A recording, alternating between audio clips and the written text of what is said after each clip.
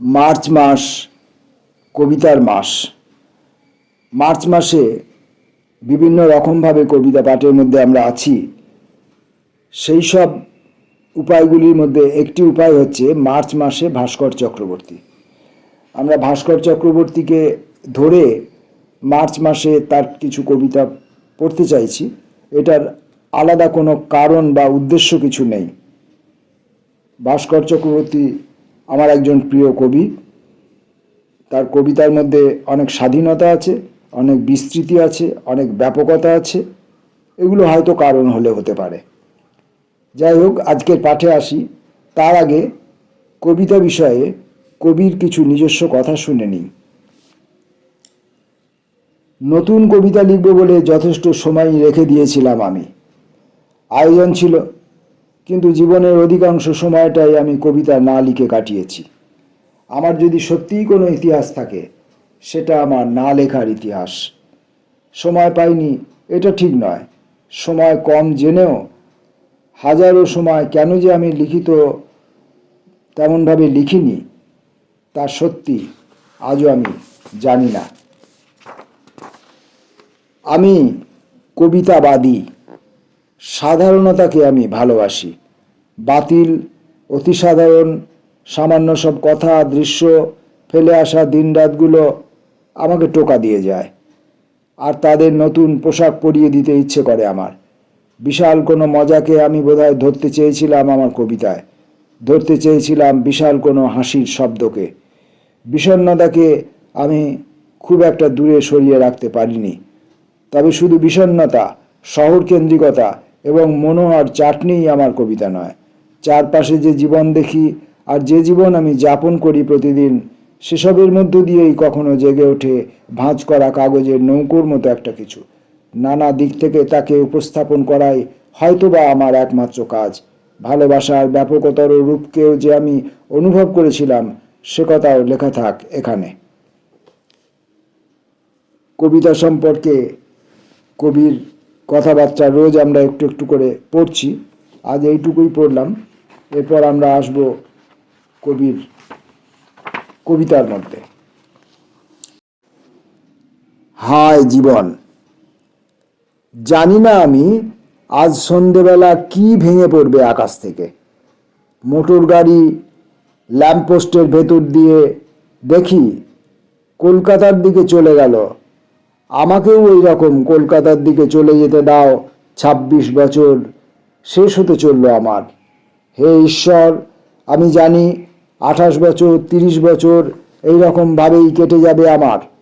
আমার পা বিকেলের আলোয় খোলাখুলি ছড়িয়ে থাকবে বিছানার ওপর। হাত অলসভাবে তুলে নেবে জলের গেলাস, দূরে, বহু দূরের। সেই দিনও হয়তো থমথম করবে এইরকম মাথার ওপর দিয়ে দ্রুত চকিতে উড়ে যাবে মুখর উড়োজাহাজ।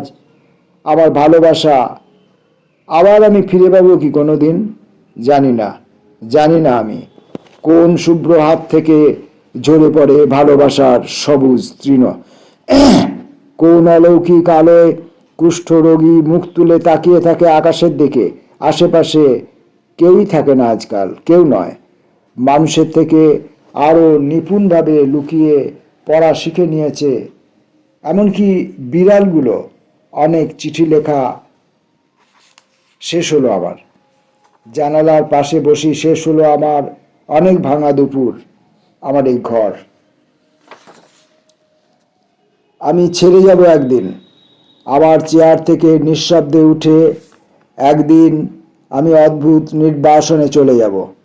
গ্রীষ্মের দুপুরে কুকুরগুলো ঝিমোতে ঝিমোতে অতীতের কথা ভাবে। আমি জানি না, জানি না আমি। অর্থহীন বারান্দা শুধুই জেগে ওঠে আমার বুকের ভেতর। হায় জীবন, আর কিছুই মনে পড়ে না আমার। আমার আমার কিছুই মনে পড়ে না আর।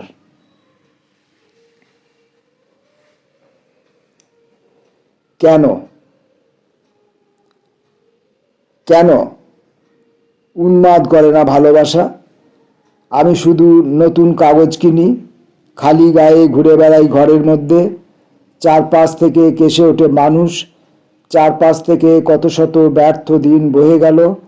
লাল মোটর গাড়িতে আমার হাসা হলো না, বিয়ে বাড়িতে যথাযথ হাসা হলো না আমার। চিহ্নহীন বছরগুলো ওই পড়ে আছে পেছনে।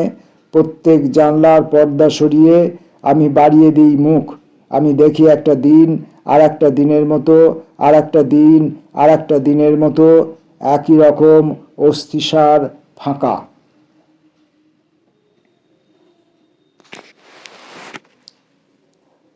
রাত্রি। কোনো টাইপরাইটারের শব্দ নেই এখন। দু একটা ভাঙা গলার স্বর ভেসে আসছে ঘরে, এবং রাত্রির আকাশ থেকে ঝরে পড়ছে নক্ষত্র। শব্দ নেই, শুধু মানুষ মাদুর পেতে শুয়ে রয়েছে বারান্দায়, মশা মারছে। বুড়ো হয়ে যাচ্ছি আমি।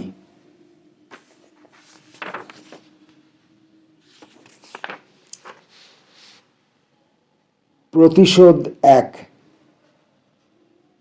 এমনকি আমার চুরুট বন্দুকের মতো ছুটে যাবে তোমার ঘরে।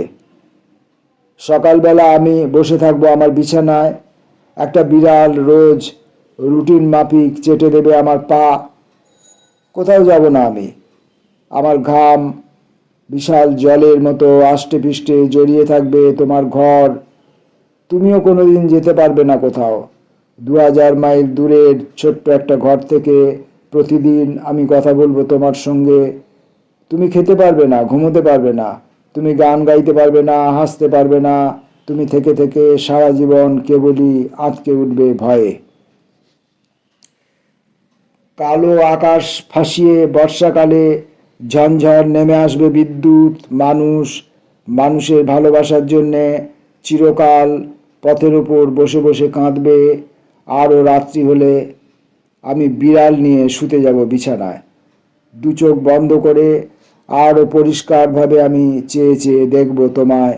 লম্বা দুঃখিত মুখ, তোমার নীল জামা হাওয়ায় ওড়াউড়ি করবে তোমার ঘরে।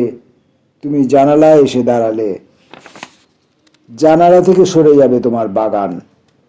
পৃথিবীর সমস্ত নদী তোমার ঘরের বহু দূর দিয়ে গান গাইতে গাইতে বয়ে যাবে।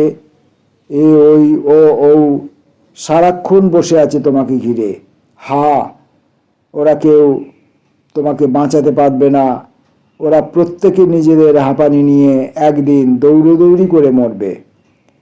আমার রক্তে এখনো বেজে চলেছে অপমানের বাঁশি। আলো আরও কমে আসছে আজ আমার ছোট্ট ঘরে। তৈরি হও, তৈরি হও তুমি। ঘুম থেকে উঠে আমি বহুদিন টেনে নেব চায়ের কাপ। ঘুম থেকে উঠে তুমি বহুদিন ধুয়ে নাও তোমার শুকনো অগোছালো মুখ। তারপর বিশাল ঘন্টা বেজে উঠবে কোথাও একদিন। সময় হলে মরা মাছের মতো আমি ভেসে উঠব জলের ওপরে। মরা মাছের মতো জলের উপর ভেসে থাকবে তুমি। হেমন্ত। আমরা হেমন্তকালের কথা কোনোদিন ভুলি না। হোটেল থেকে বেরিয়ে আমরা কেবলই ছোটবেলার হেমন্তকালের দিকে চলে যাই। ওইখানে কোনো দারোয়ান বন্ধ করে দেয় না দরজা, ওই পথে হ্যারিকেন লাগে না কোনো। আমরা অফিস থেকে ফিরে এসে মোজা খুলতে খুলতে হঠাৎ নিঃশ্বাস ফেলি। আমরা রাস্তায় হঠাৎ চুলকে নিই হাত। প্রবন্ধে এইসব কথা লেখা থাকে না কখনোই।